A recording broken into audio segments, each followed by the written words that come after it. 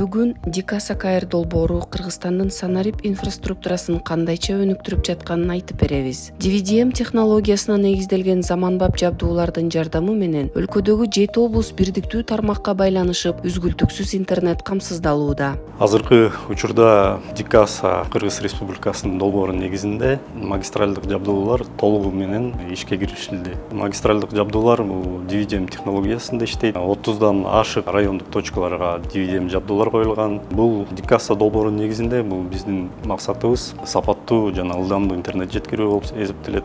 30дан ашык райондук точкаларды жана биздин 7 областты эсептесек, Чынжырча менен байланышты деп айтсак болот.